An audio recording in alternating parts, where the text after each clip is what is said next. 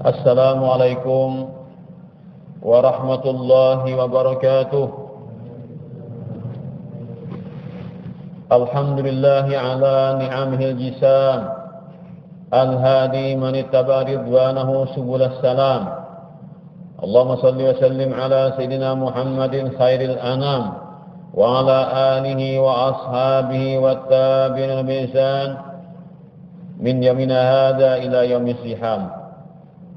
أما بعد فقد قال الله تعالى في كتابه مبين وأصدق القائلين شهر رمضان الذي أنزل فيه القرآن هدى للناس وبينات من الهدى والفرقان وقال النبي صلى الله عليه وآله وأصحابه وبارك وسلم فإذا كان يوم صوم أحدكم فلا يرفث.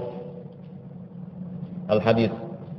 Sadaqallahul azim wa sadaqa wa ballagha rasuluhu habibul karim wa nahnu ala dzalika minasy syahidin wasyakirin walhamdulillahi rabbil alamin. Rabbi shrah li sadri wa yassir li amri wa hlul 'uqdatam min lisani yafqahu qawli wahdi qalbi wa saddid lisani bihaqqi sayyidina Muhammadin sallallahu alaihi wasallam wa la'alla allaha yanfa'u bihil mutakallima was-sami' ويدخلان في شفاعة هذا النبي الشافع ويتروهان براه ذلك النعيم اللهم آمين يا رب العالمين. Para hadirin wal hadirat jamaah langgar al-muhajirin rahimani wa rahimakumullah. Alhamdulillah wa syukurillah, di pagi yang ke-10 dari bulan suci Ramadan ini kita masih diberikan Allah Ta'ala segala kenikmatannya berupa iman dan Islam dan sehat walafiat dalam keadaan kita berpuasa, dan setelah kita melaksanakan salat subuh berjamaah dan wirid, menunggu-nunggu waktu isyraq kita mengadakan majlis ta'lim, yang kesemua itu kita harapkan semoga menjadi amal yang saleh yang diterima Allah Subhanahu wa taala, dan semoga kita selalu dibukakan Allah Ta'ala petunjuk dan pertolongannya untuk melakukan hal-hal yang diridainya selalu, sehingga itulah yang kita harapkan nantinya akan menjadi penyenang dan penggembira kita dalam menjalani kehidupan dunia ini dan kehidupan setelahnya, lebih-lebih di akhirat kelak. Amin ya rabbal alamin. Para hadirin wal hadirat yang dirahmati Allah Subhanahu wa taala, hadis Nabi sallallahu alaihi wasallam yang ulun baca sedikit atas penggal pada sepanjang tadi, yaitu sabda Rasulullah SAW, fa idza kana yaumu shaumi ahadikum fala yarfus. Apabila hari salah seorang kalian itu adalah berpuasa, maka janganlah dia melakukan rafath. Arti rafath adalah at-takallum bi kalamin fahish, yaitu berbicara dengan kata-kata yang keji, atau kita jorok, atau lagi kata-kata yang kasar, kata-kata yang bernilai jahat ketika berpuasa. Ibnul Arabi mengatakan puasa itu kan dalam sabda Nabi SAW adalah junnatun, asyamu junnatun. Puasa itu menjadi telabang bagi kalian, telabang daripada api neraka. Itu akan hasil atau didapatkan oleh hamba ketika dia menahan dirinya daripada segala syahwat. Syahwat ingin makan, syahwat ingin menunaikan nafsu biologis, dan syahwat ingin melakukan dosa-dosa, hal-hal yang keji yang membangkang kepada Allah Subhanahu wa taala.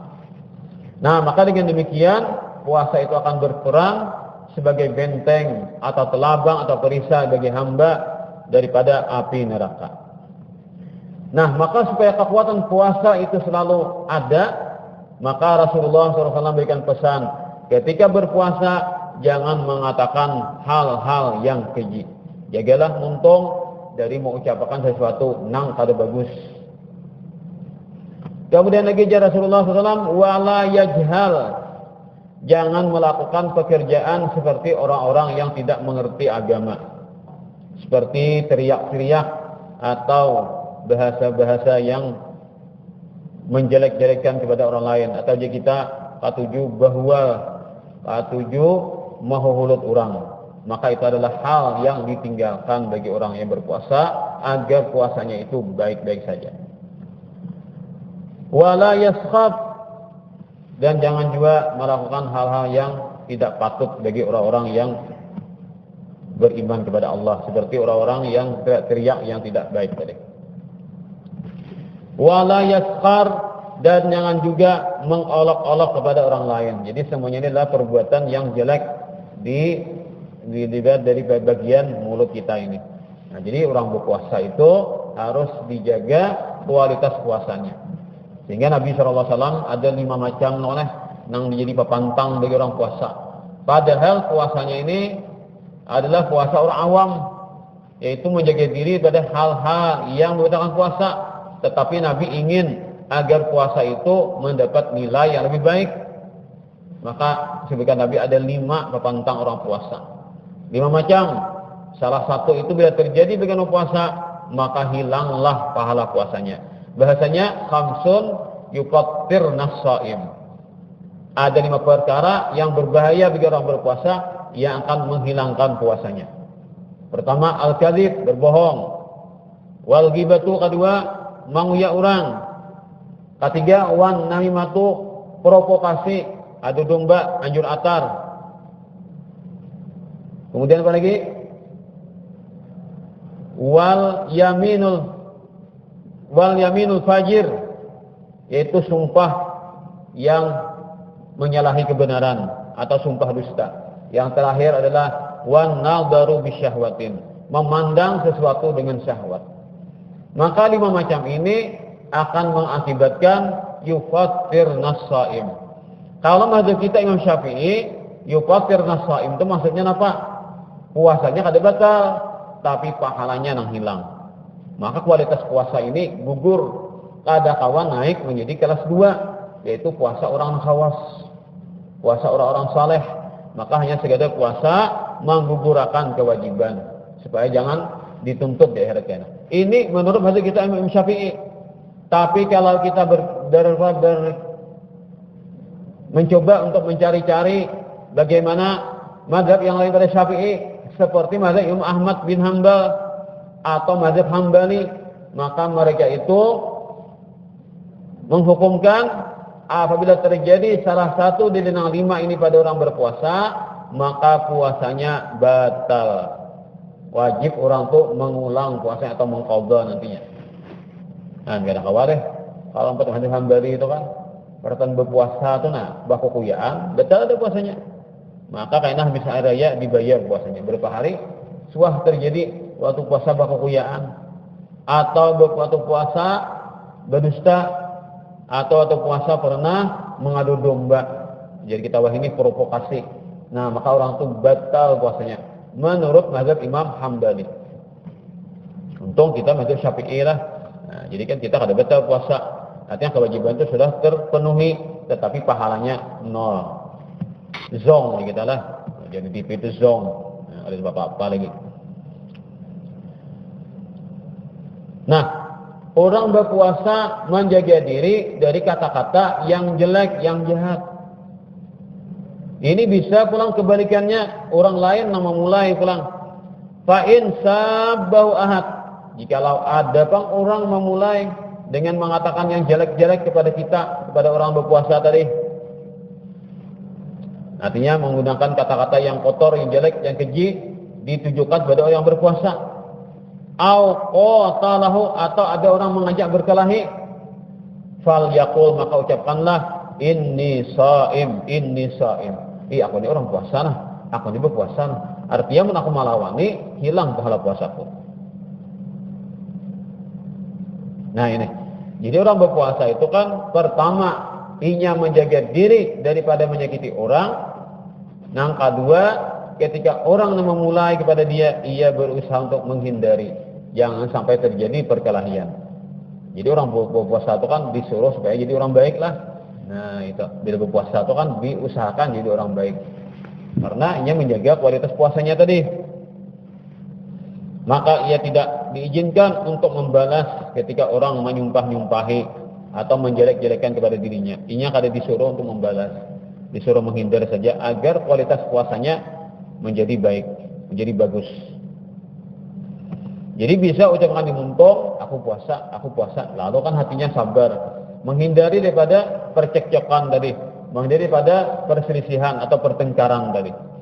Atau bisa juga diucapkan di hati, aku ini puasa nah, amun kemalawan ini habisnya bilang pahala puasaku, atau kada bagus lagi jadinya. Nah, dan sebagainya itu. Bisa di muntong, bisa juga di hati. Supaya jangan sampai inya menjadi lebih jahat daripada orang yang kada berpuasa. Nah, memang pangleh puasa itu kan disuruh kayak itu. Jadi napangannya itu rintangannya itu berat, perjuangannya itu memang besar. Tetapi hasilnya apa? Harap juga. Sehingga Nabi memberikan kabar gembira. Ini kan ketika Nabi menyampaikan ini, mungkin sahabat itu kan, oh ini kan orang berpuasa. Ternyata berat seorang jangan mahwal orang. Bila orang mahwal seorang jangan dilawangi. Berarti orang berpuasa itu cuma ngalah-ngalah aja. Karena menjaga kualitas puasanya. Nah ini kan kalau Nabi mengatakan demikian, sahabat ini berarti kan ia sedang menghadapi suatu tantangan ketika Nabi menyampaikan ini. Lalu Rasulullah itu menghibur kepada sahabat. Napa? Lis-shaimi farhatan. Orang berpuasa itu disiapkan Allah Ta'ala bagi dirinya dua kegembiraan. Kan puasa itu kan lapah. Puasa itu melawani hawa nafsu tadi. Segala hal-hal yang nyaman di nafsu dilawan. Lalu apa yang akan didapatkan? Ada dua kegembiraan yang siap menghampirinya. Satu perjuangan, dua akan didapatkan kebaikan atas sesuatu yang akan menggembirakan tadi. Yafrahuhuma, yang akan dia rasakan kegembiraan itu keduanya. Yaitu apa? Ida aftara fariha bi fitrih. Apabila dia berbuka, maka orang beriman yang berpuasa ini akan gembira dengan berbukanya itu. Hilang laparnya, hilang hausnya. Memang secara tabiat adalah kegembiraan kan. Harus sudah nang nyaman, sudah karongkongan besar namanya. Harus sudah diisi nyaman pambah tenaga sudah. Itu kan memang secara tabiat kita gembira dengan demikian. Tapi kalau nilai orang beriman, kenapa gembira? Berbuka puasa, alhamdulillah diucapkannya kan pujian kepada Allah Ta'ala. Kenapa gembira? Karena inya merasa hari ini ditolongi Allah Ta'ala hingga kawa puasa tuntung sampai ke berbuka. Nah itu kan. Jadi Allah Ta'ala tolongi dan Allah Ta'ala sampaikan kepada penutupnya tadi, yaitu dengan berbuka tadi. Maka gembiranya itu gembira kepada Allah, karena Allah telah menolonginya untuk melaksanakan ibadah kewajibannya tadi. Nah maka begini kan kita kelasnya kan. Pokoknya bila orang buka puasa itu gembira. Ada gembira karena sudah kau makan kau minum. Ada yang lebih gembira pada itu lagi nilainya kan. Artinya lebih besar pada itu lagi alasan gembiranya. Bagi dengan iman kita masing-masing. Yang kedua, wa idza laqiya rabbahu fariha bisaumi. Nanti kalau dia berjumpa dengan Tuhannya, dia akan merasakan gembira dengan puasa yang telah ia lakukan ini. Nah, itu apa? Dua kali kan. Pertama berjumpa dengan Tuhannya ketika meninggal dunia, ketika wafat rohnya itu kan dibawa malaikat dihadapkan ke Allah Ta'ala. Sahabatan kita kayak itu kan, bila mati itu kan disuruh menghadap Allah Ta'ala. Nah bila orang beriman, orang yang baik, pasti pertemuannya itu pasti menggembirakan, pertemuannya pasti membahagiakan. Itu kalau orang beriman. Tapi kalau orang yang sebaliknya, itu sangat menakutkan, sangat menyedihkan. Nah maka orang berpuasa ini ketika berjumpa dengan Tuhannya, itulah hal yang paling menggembirakan selama hidupnya. Selama dia jadi makhluk Allah Ta'ala kan, selama dia diciptakan Allah Ta'ala, itulah masa yang paling ia gembira. Dan yang kedua pertemuannya ketika nanti dia masuk surganya Allah Ta'ala. Itulah puasa ini akan menjadi penggembira kita. Karena puasa kadang-kadang 13 jam kita kan, kadang makan kadang minum. Ditambah pulang menjaga pepantang supaya jangan melakukan hal-hal yang maulah puasa betul ini kan, ini perjuangannya berat ini. Ada gampangan kita puasa ini. Kita sembahyang misalkan 2 rakaat, anggaplah 3 menit sembahyang 2 rakaat. Kan waktu sembahyang kita kadang makan minum juga ya orang puasa juga, tapi waktunya terbatas. 3 menit saja kan. Misalnya orang ada mulut kan mau huwa-huwa, kalau 3 menit bertahan loh. Mun sudah salam mau ngapong pulang lah. Artinya kan ada batasnya kan, satu matanya batasnya. Kalau puasa kita kan 13 jam lebih. Nah, kayak apa kita menjaga kualitas puasa tuh. Cocok aja Bang perjuangannya berat, hasilnya luar biasa. Nah, Imam Al-Hafidz Ibnu Abdul Bar, beliau mengambil suatu dalil dengan dikatakannya puasa itu adalah telabang, puasa itu adalah perisai bagi orang beriman. Itu dijadikan alasan untuk memenangkan nilai ibadah puasa dibandingkan ibadah yang lainnya. Ini Al-Hafidz Ibnu Abdul Bar itu. Jadi ibadah paling abdal puasa jadi. Tadi kan puasa nih 13 jam lebih kita. Amun sembahyangan zuhur 4 rakaat, anggaplah 10 menit. Berjamaah Bang. Misalkanlah kali 5, 10 kali 5, 50 menit saja. Karena biasa jam kita sembahyang 5 waktu. Tapi kalau puasa berapa? 13 jam lebih tadi. Nah, sesuai Bang perjuangannya kan. Sehingga Al-Imam Ibnu Abdul Bar mengatakan puasa ini paling abdal ibadah. Dan beliau berdalil dengan hadis riwayat Imam Nasa'i, Ibnu Khuzaimah daripada Abu Umamah radhiyallahu an. Ketika itu Abu Umamah bertanya kepada Rasulullah SAW, "Ya Rasulullah, murni bi'amal." Wahai Rasulullah, berikan ulun suatu amalan langsung pian. Memberikan ulun amalan ini perintah pian sehingga ulun menjaga amalan itu. Napa jawaban Nabi? Ketika itu Nabi menjawab, "Alaika bis-shaumi fa innahu la 'idlalah." Lazimkan engkau melakukan puasa, ibadah puasa. Maksudnya puasa sunat mana?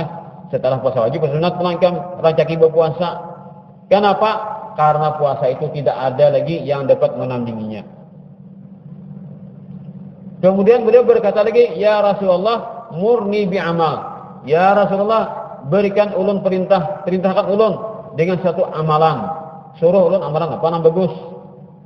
Tetap jawaban Nabi, "Alaika bis-shaumi fa innahu la masilalah." Sedikit berubah bahasanya. Lazimkan engkau berpuasa karena puasa tidak ada tandingan lagi baginya. Kemudian bertanya lagi Abu Umamah, "Ya Rasulullah, murni bi'amal." Ya Rasulullah, perintahkan ulun untuk melakukan satu amal. Qala jawab Nabi, "Alaika bis-shaumi fa innahu la mithlalah." Lazimkan engkau berpuasa karena puasa tidak ada samaannya baginya. Nah, tiga kali Nabi dapat dipintai oleh Abu Umamah amalan, tetap Nabi nyuruh berpuasa. Nah, ini menjadikan dalil puasa itu paling abdal amalan.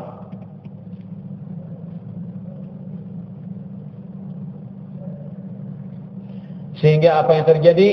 Abu Umamah ini kan sangat mengamalkan kepada hadis Nabi SAW ini. Jadi di rumah Sidin tuh kada-kada terlihat bila siang hari itu ada orang bermasak. Nah, tidak akan saya kukus siang hari itu nah.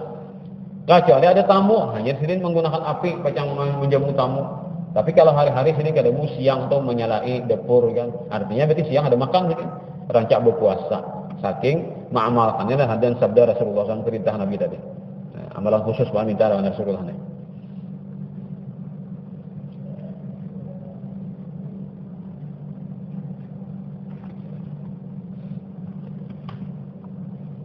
Para hadirin wal hadirat yang dirahmati Allah Subhanahu wa taala. Al-Imam Wahab bin Munabbih, beliau mengumpulkan nasihat-nasihat dari agama ini, dari Al-Qur'an, dari hadis Nabi, dan beliau terkenal sebagai ahli sejarah Islam. Kemudian dalam beliau mengumpulkan ilmu-ilmu agama ini bukan hanya bersumber daripada Islam, sampai-sampai beliau mendalami tentang suatu ilmu yang bersumber daripada kitab-kitab yang terdahulu. Kitab yang diturunkan Allah Ta'ala berapa? 104. Yang wajib kita hafal namanya adalah 4. Pertama Taurat diturunkan kepada Nabi Musa. Yang kedua Zabur diturunkan kepada Nabi Daud. Yang ketiga Injil diturunkan kepada Nabi Isa alaihissalam. Dan terakhir adalah Al-Quran diturunkan kepada Nabi kita Nabi besar Muhammad SAW. Nah, sehingga kitab-kitab yang pernah diturunkan itu semuanya benar. Cuma hanya Al-Quran yang dijamin keasliannya hingga sekarang. Otentiknya, originalnya jurang lah, originalnya jurang. Kayak ini tuh Quran tuh ada bacaan ada perubahan walau sabigi huruf. Tapi kalau ayat-ayat kitab-kitab yang lain itu kada dijamin. Karena terjadi tangan-tangan nakal yang merubahnya kan ketika bernyalin ditambah dikurangi. Tetapi tidaklah tertutup kemungkinan masih ada pesan-pesan yang baik dalam kitab-kitab yang tersebut tadi. Nah, sehingga Wahab bin Munabbih, ulama besar ini, beliau bisa mengumpulkan dari kitab-kitab yang bukan bahasa Arab, beliau terjemahkan kepada bahasa Arab. Tapi kada sabigin kitabnya apa yang diambil sini karena kada dijamin benar semua. Tapi nama-nama yang cocok dengan agama Islam, cocok dengan Quran hadis, diterjemahkan kepada bahasa Arab. Lalu di sini dikumpulkan beberapa poin hingga sampai lebih daripada 20. Ya sekitar 27 lah. Di antara yang beliau terjemahkan kepada bahasa Arab itu adalah man arada an yadkhulal jannata bighairi hisab falyatub ilallahi taubatan nasuha. Barang siapa yang ingin masuk surga bighairi hisab. Raja kita mendengarkan semoga almarhum ini dimasukkan ke dalam surganya bighairi hisab. Ya amin. Dia apa kan bighairi hisab itu? Kada berhisab-hisapan. Nah, barang hisab itu lain hisab bahasa kita, menghisab rokok, menghisab kukus lain. Hisab ini bahasa Arab artinya tanpa ada perhitungan. Orang itu masuk surga tanpa ada perhitungan. Malaikat itu ada perlu menakuni macam-macam, langsung mengunyur ke surga. Itu begini hisab ngarannya. Padahal kan kita ini banyak posnya. Nah, kita berjalan menuju ke surga itu kan, atau berjalan di padang mahsyar itu nah. Menuju ke surga itu banyak posnya kan. Pertama pos tentang salat ditakuni. Bujur kada kan? Amun salat ini kada beres, parah yang sabarataan dianggap cacat semuanya. Bila salatnya beres, nah harapan yang lain pun akan beres juga. Nah, kalau demikian berarti salat lebih abdal daripada ibadah yang lain. Ini menurut dalil di sini pulang. Ibadah untung, sembahyang, puasanya atau orang pulang, zakatnya, haji dan sebagainya kan. Itu semuanya ada pos-posnya. Nah, pacang dipertanyakan hamba ini nanti menuju ke surga. Makin nyaman, makin lancar, makin cepat sampai ke surga. Tapi kalau sampai ke singgah, ditakuni orang, makin anyak, makin berpotensi pacang celaka. Itu kan ketika dipertanyakan tadi, dihisab tadi. Nah, ada istilah masuk surga bighairi hisab. Artinya orang itu ketika sampai di situ malaikat tidak perlu menanyai lagi, taruh saja malaikat sehingga orang tuh cepat benar sampai ke surga. Ini istilah masuk surga bighairi hisab. Nah, dalam kitab Taurat ini dipesankan siapa yang ingin masuk surga bighairi hisab, maka bertaubatlah kepada Allah sebagai taubat nasuha. Bukan kita ini berdosa berat enggak? Ya. Kullu ibni Adam khata'un. Semua anak manusia pasti berdosa. Wa khairul khata'in at-taibun. Yang paling baik dari orang-orang yang berdosa adalah orang-orang yang mau bertaubat. Kita ini kan kada ada jaminan kita nih. Lain kalaunya para nabi, para rasul, itu mereka dijamin Allah tidak akan melakukan dosa, maksum ngarannya. Kalau kita sebagai orang biasa, nang bukan nabi, bukan rasul, hatta orang tu wali, orang tu sudah wali, makanya tetap pasti bisa terjadi dosa. Apalagi kita orang awam nih. Nah, maka kita ini pasti melakukan dosa. Maka sebaik-baik orang berdosa adalah orang yang mau bertaubat. Taubat yang baik adalah taubat nasuha. Nah, jadi kita nih pasti berdosa, lalu kita suruh bertaubat. Aku genja Nabi setiap hari itu bertaubat minta ampun kepada Allah lebih pada 100 kali sehari kan. Apalagi kita sebagai hambanya, sebagai hamba Allah Ta'ala, bukan Nabi dan Rasul, sebagai umatnya aja, pasti kita ini berdosa. Maka bila hendak masuk surga bighairi hisab, maka amalkanlah taubat nasuha. Imam Al-Qushairi berkata, at-taubatu awalu manzilin min manazilis salikin wa awalu maqamin min maqamit talibin. Jadi orang itu kalau dia ingin berjalan menuju akhirat, kalau dia ingin menuntut surganya Allah Ta'ala, dia ingin mendapatkan rahmat, maghfirah dan keridhaan Allah SWT, tempatnya adalah surga, maka pertama-tama langkahnya adalah dengan bertaubat. Kalau bertaubat ini kada beres, mustahil kalau kita menjalani jalan-jalan yang akan datang. Maka taubat inilah yang membujurakan Allah. Bila sudah taubat beres, hanya kita kalau berjalan menuju Allah Ta'ala. Sehingga Imam Al-Ghazali mengarang kitab ngarannya Minhajul Abidin. Di situ kan dipaparkan sini kayak Pak, kita tuh ngarana ibadah tuh sulit, rintangannya banyak benar. Kadanya nyaman kita datang ke masjid, datang ke langgar, ibadah kita sembahyang berjamaah, sembahyang menunaikan kewajiban kefarduan, belum tentu beres ibadah kita gitu. Karena rintangannya banyak benar. Pertama aja lu juga jadi taubat membujurakan. Amun taubat kada bujur kita nih kada beres amal kita, bukannya kita mahin mahanta orang lah. Cuma kan untuk bernilai ibadah kita tuh kalau taubat kada bujur kada beres. Taubat itu seperti tempat turunnya pesawat tuh apa bandara. Nah, kalau bandara itu kada pisit, kada kuat anunya apa jurangannya tuh asasnya nih. Apa orang nyebet nih. Nah, bangunan tuh kan yang pertama maulah tuh apa ngarannya. Nah, asasnya tuh nah. Bila kada kuat, kada pacangkau pesawat nang gana-gana tuh turun ke bandara itu. Nang halus juga nang turun bisa tapajal bannya kan. Kira aspalnya kada beres. Pondasi, nah pondasinya ada bagus. Atau kita mulai rumah kan, handa bertingkat sampai 300. Amun pondasi kada harat gedung, handa 300. Amun pondasi kada harat pasti rubuh. Kadang 2 tingkat kan dipikirkan orang kayak apa waktu bangun asal yang ini rumah ini Pak, ini nang lokal ini nah sekolahan ini kita tambahi ke pulang jurang jadi 2 tingkat atau jadi 3 tingkat.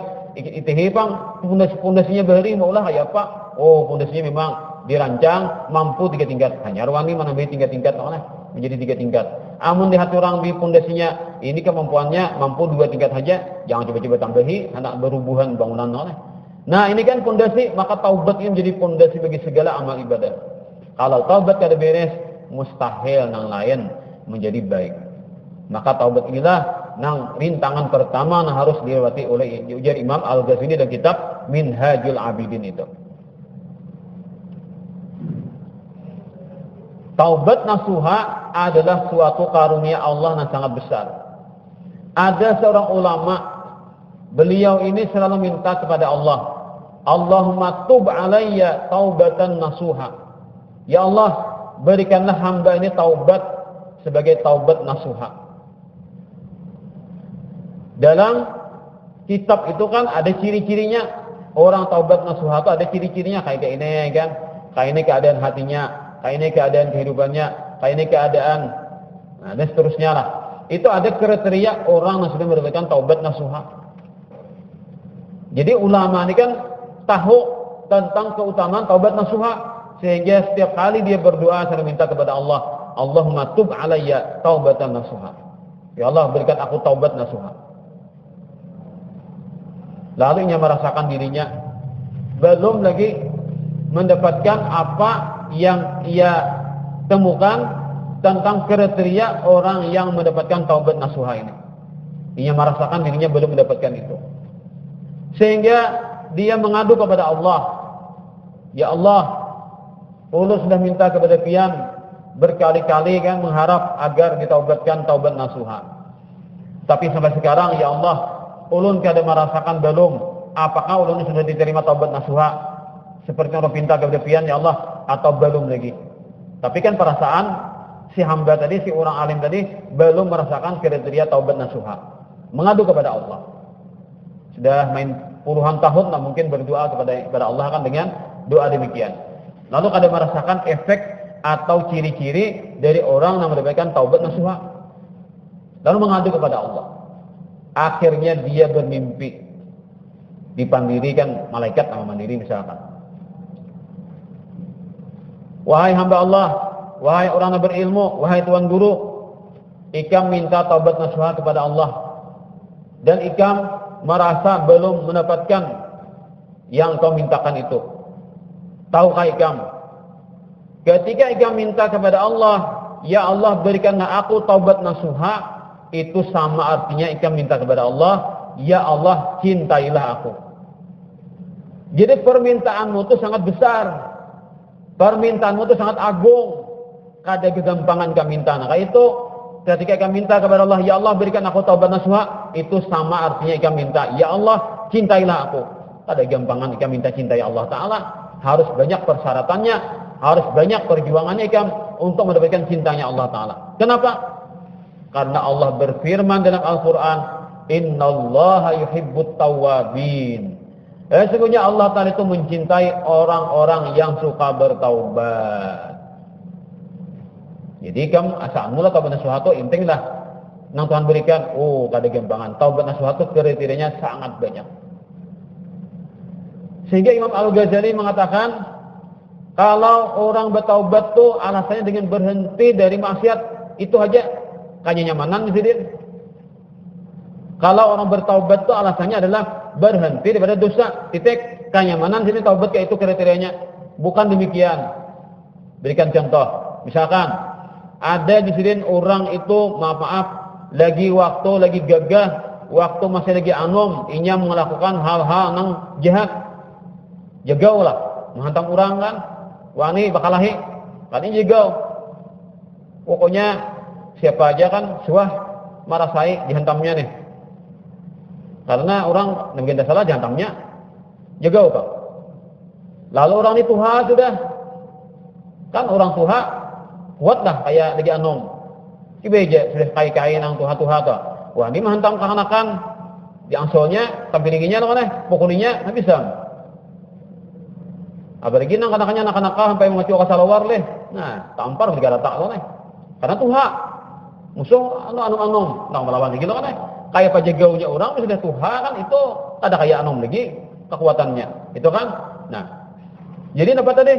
Ketika masih lagi anom kan misalnya orang lagi anom jegau tadi lah pas tuha sudah. Lalu indah tuha lalu kada lagi menghantami orang. Lalu dia bertaubat, aku juga bertaubat.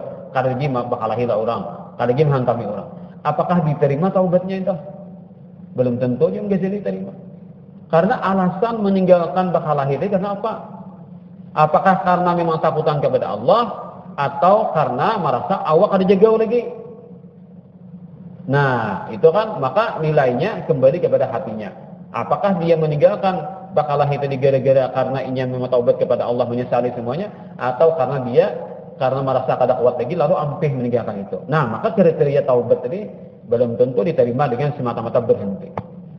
Atau contoh lain misalkan dosa apa saja, dosa apa kalau dosa besar di dunia ini kan ditinggalkan berhenti.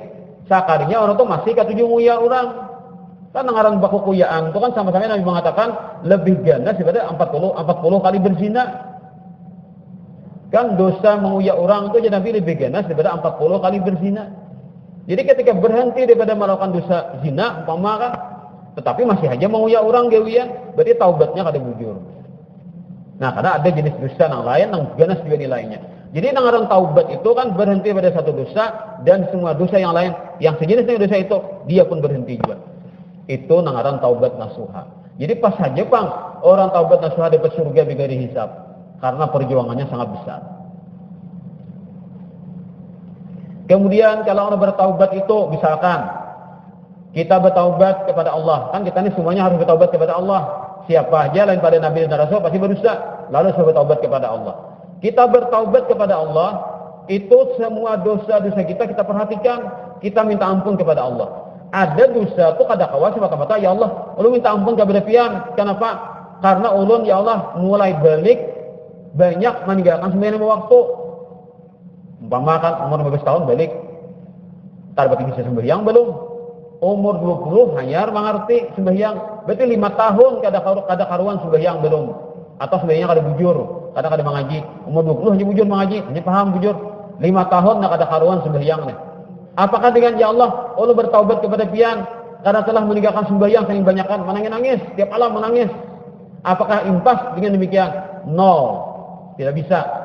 Maka kalau kita tak hutang sembahyang, lalu kita bertaubat kepada Allah, bayari sembahyang kita itu semuanya. Atau kita tak hutang puasa, umur 15 tahun kata orang belum puasa, boleh balik sudah. Umur 20 hanya kalau tunai puasa Ramadan, berapa tahun tak hutang puasa, bayari. Atau napa aja kan kewajiban-kewajiban yang belum beres, kalau orang taubat nasuha diqadha semuanya itu. Ini nang arah sembahyang itulah sembahyang waktu itu nah sengaja kan. Kada sengaja kan meninggalkan sembahyang waktu wajib dibayar dengan sembahyangnya itu. Jadi kalau ingatkan naik memakan 2 tahun kata karang sembahyang. Zuhur, asar, maghrib, isya, subuh. Cari kan tak uleng. Hitung catat tay di buku atau di mana kan sampai kita bujung dirakin telah terbayar semuanya. Jadi kewajiban sembahyang ini kita sengaja atau tidak sengaja meninggalkan sholat wajib dibayar dengan sholat 2. Dengan waktu tak. Jangan kita berpahaman bila tertinggal sembahyang sengaja meninggalkan sholat dibayar dengan sunat-sunat banyak-banyak. Itu kada gampangan membayari karena satu kefarduan itu nang sunat kalau bisa membayari nang fardu harus 70 kali. Kalau kita sengaja meninggalkan zuhur satu waktu kita bayar dengan menyunat 70 kali. Kalau pahan bayar zuhur berapa? Paling-paling 5 menit yang zuhur. Amun dibayari 70 kali menyunat. Berapa waktu yang kita sediakan pacang membayar satu kefarduan. Jadi kalau mazhab kita Imam Syafi'i bila tahu tang sembahyang wajib nang fardu nang waktu itu sengaja kada sengaja meninggalkan bayar dengan sembahyang fardu juga. Jadi kalau 5 menit tak tinggal 5 menit juga kan bayarnya. Amun dibayar dengan sunat kalapahan bayar karena satu fardu dibayar dengan 70 nang sunat. Karena kan kita nih kenapa kita disuruh menyunat kita menggaya qabliyah ba'diyah ini kan kita jaga-jaga ben sirap. Kalau nanti di akhirat kita misalkan maaf nang fardu ada nang bermasalah maka nang sunat ini dijadikan penambalnya. Tapi kalau kita beres saja nang wajib kan untung alhamdulillah kan ujungan nilainya kita nih dapat keuntungan nilainya kan berlebihan daripada kefarduan. Para hadirin wal hadirat rahimani wa rahimakumullah. Itulah yang namanya taubat nasuha. Jadi kalau kita kupaskan panjang ceritanya dan banyak kriteria orang-orang yang melakukan taubat nasuha ini. Nah sehingga mustahillah kita nih mendapatkan keridhaan Allah. Mustahil kita dapat rahmatnya Allah kalau kita kada dapat taubat nasuha. Kada bisa bertaubat an Tuhan belum. Jadi syaratnya untuk mendapatkan ridhanya Allah, mendapatkannya keampunan Allah, mendapatkan keridhaan Allah itu adalah taubat nasuha. Disuruh kita ini menyesali segala perbuatan dosa-dosa kita, berhenti kita daripada dosa-dosa itu dan kita memperbaiki diri. Kalau memang harus dibayar, kita qada, apa yang kita tahu hutang tadi. Itulah nangaran taubat nasuha. Di antara penjelasannya. Ujar ahlul ma'rifah, basuhlah 4 macam dengan 4 macam yang lain. Basuhlah wajah kalian dengan air mata kalian. Nah, orang bertaubat itulah menangisi dengan segala kesalahannya kepada Tuhannya. Dan basuhlah lidah kalian dengan banyak-banyak berzikir menyebut Tuhan kalian. Jadi muntong kita ini kan macam-macam pandiran yang maksiat-maksiat, maka kita baca, kita gunakan muntong kita membaca zikir. Apa-apa kan kita bernilai pahala kan, baca Quran, baca zikir, tasbih, salawat, apa-apa kan berpahala muntong itu lagi digunakan.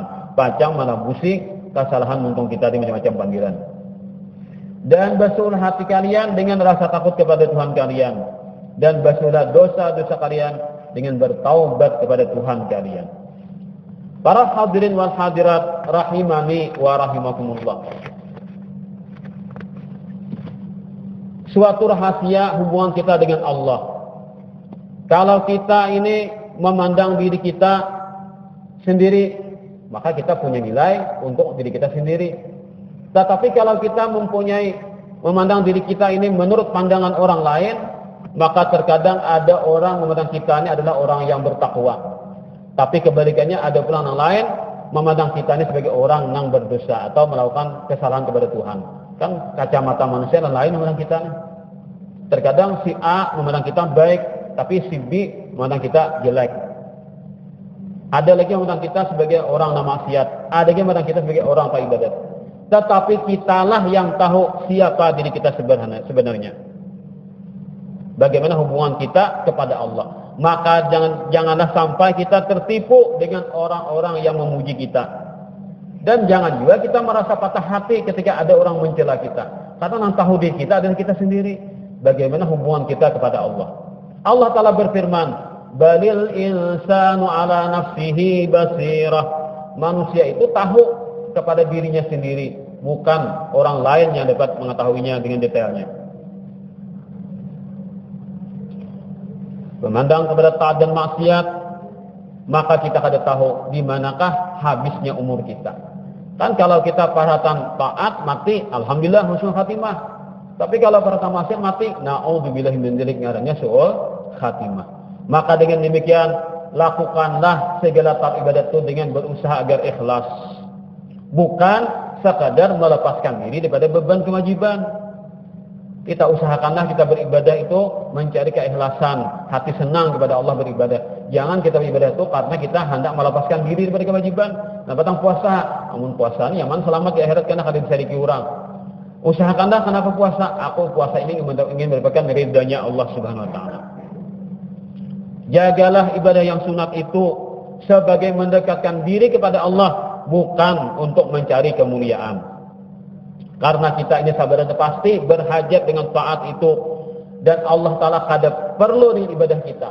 Walaupun manusia itu sabar dan taat, tetap Allah Ta'ala mulia. Kan kada berulah Allah Ta'ala menjadi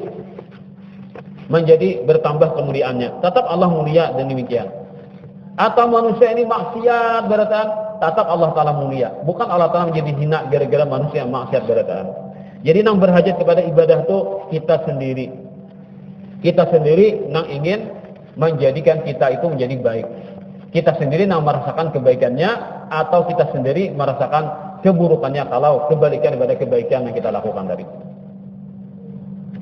Kemudian janganlah kita itu punya standar, janganlah kita itu punya keinginan agar orang-orang cinta kepada kita.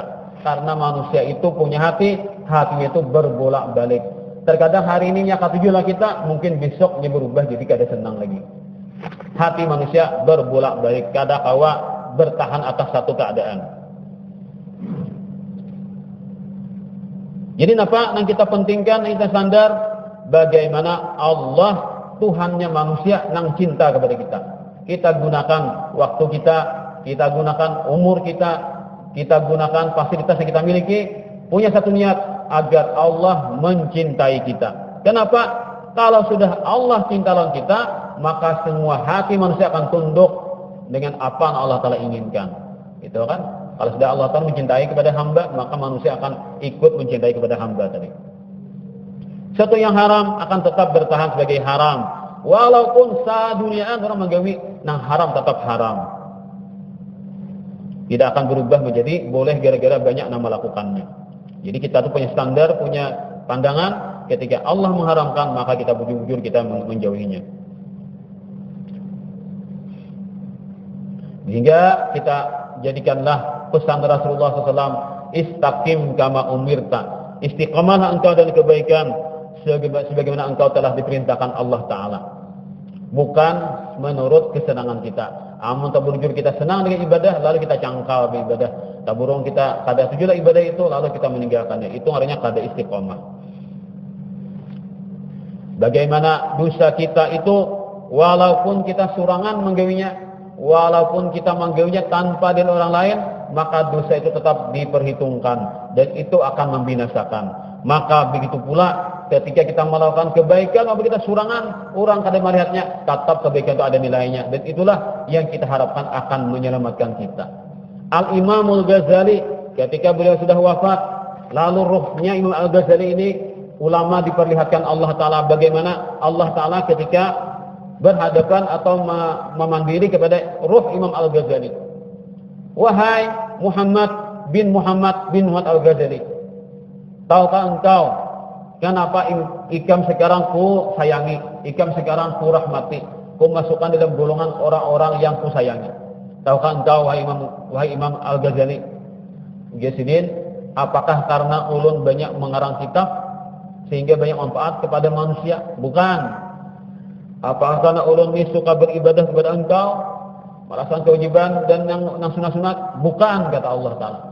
Macam-macam Imam Ghazali kan menyebutkan harapan-harapan sidin dengan melakukan ibadah tadi. Allah Ta'ala menjadikan beliau menjadi hamba yang disayangi, yang dapat rahmat. Ternyata semuanya tidak diiyakan oleh Allah Ta'ala. Walaupun kan semua amal ibadah itu bernilai kebaikan, tapi ada sesuatu yang luar biasa pada diri Imam Al-Ghazali. Itulah kata Allah, nang mola ikam ku masukkan dalam golongan hamba-hambaku nang ku sayangi. Pada tahu lagi Imam Ghazali kan?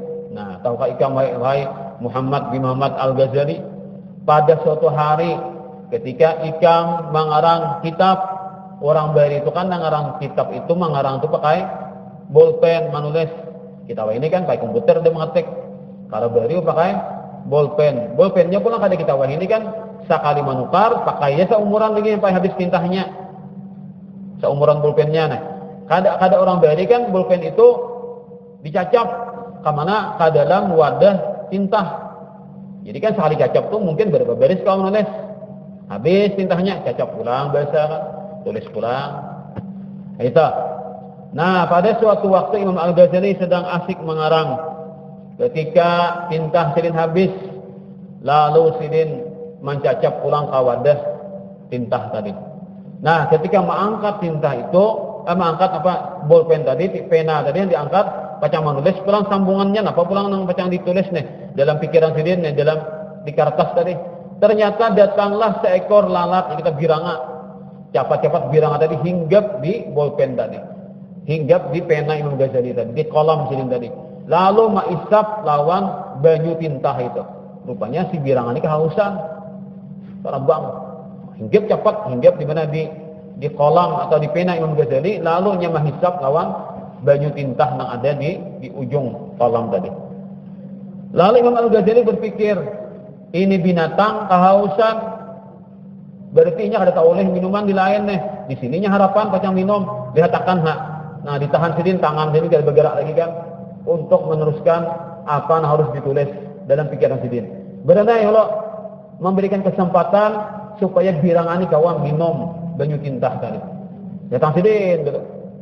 Berapa mungkin kita diam tuh kan semenit kira lebih tuh lah. Diam sidin kan. Amun bergerak terbang aminya. Supaya jangan terbang beranai tangan kan jangan bergerak. Nah, sehingga sampai birang ada di puas menghisap tinta tadi lalu ia terbang. Hanya Imam Ghazali melanjutkan pekerjaan sidin. Ternyata gawian nang enteng waktu surangan orang kada dena melihatnya Imam Ghazali melakukan itu. Itulah jatuhan nang maula aku sayang kepada ikam Imam Ghazali. Jadi kita itu kan arah ibadah itu kan sekecil-kecilnya ibadah lah, sekecil-kecil nilai taat itu Allah Ta'ala bisa di situ menyimpan keridhaannya kepada kita. Maka dengan demikian, maka kita ini janganlah meremehkan dengan suatu ibadah, jangan meremehkan dengan suatu nilai taat. Karena siapa tahu itulah yang membuat kita selamat dunia akhirat, mendapatkan rahmat Allah Ta'ala. Dengan demikian, semoga kita semuanya dengan kita mengadakan majelis ta'lim ini, Allah Ta'ala semoga memberikan kita semuanya selalu ilmu-ilmu yang bermanfaat serta amal-amal saleh yang diridainya, dan semoga kita semuanya dijadikan Allah Ta'ala orang-orang yang istiqomah dalam menuntut ilmu dan beribadah, dan diwafatkannya semuanya husnul khatimah dan imannya sempurna, dan di akhirat nanti kita mendapatkan syafaatnya Rasulullah SAW menjadi umat yang terbaik, mendapatkan surganya dengan semudah-mudahnya ala hadiniyah wa kulli ma nabi salafus salih ila hadratin nabi wa ahli baitil kiram syai'ulillah wa namul fatihah. Bismillahirrahmanirrahim. Alhamdulillah rabbil alamin. Nasta'in wa nusrata mustaqim wa siratal آمين آمين يا رب العالمين. بسم الله الرحمن الرحيم. الحمد لله رب العالمين. اللهم صل وسلم على سيدنا محمد وعلى آله وصحبه أجمعين. يا رب العالمين يا أكرم الأكرمين، تعبدنا بدعائك لعبادك والأمر كله بيدك، ونسألك الصدق في القيام بهذا الأمر وفي امتثال هذا الطلب، ونتوجه إليك بما دعاك به أنبياؤك وأولياؤك وأهل رضاك من أهل أرضك وسماء، أن تنقذنا والمسلمين وترحمنا والمسلمين وتتدارك إخواننا المسلمين في مشارق الأرض ومغاربها أجمعين، فرج كربهم، ادفع الآفات عنهم أجمعين، اجمع شملهم، لم شعثهم، ألف ذات بينهم، وفق للتوبة عاصيهم، وتقبل التوبة من تائبهم، علم جاهلهم، وانفع بالعلم عالمهم، اشف مريضهم، عاف مبتلاهم، ارفع الشدائد عنهم، ارحمهم يا رحيم، انصرهم يا ناصر، تولهم يا متولي، كلهم يا كريم، ارحمهم يا رحيم. اللهم إنا نسألك نظرة من نظرتك العلية في ساعاتنا هذه تؤم الخيرات والبرية والأمة المحمدية في الظاهرة والخفية، يا مجيب الدعوات ويا سامع الأصوات ويا قاضي الحاجات، وتب علينا وعلى الحاضرين توبة نصوحا، زكنا بها قلبا وجسما وروحا، واجعلنا من الذين يستمعون القول فيتبعون أحسنه برحمتك يا أرحم الراحمين. ربنا تقبل منا إنك أنت السميع العليم وتب علينا إنك أنت التواب الرحيم. ربنا اغفر لنا ولإخواننا الذين سبقونا بالإيمان، ولا تجعل في قلوبنا غلا للذين آمنوا ربنا إنك رؤوف رحيم. وصلى الله على سيدنا محمد وعلى آله وصحبه والحمد لله رب العالمين.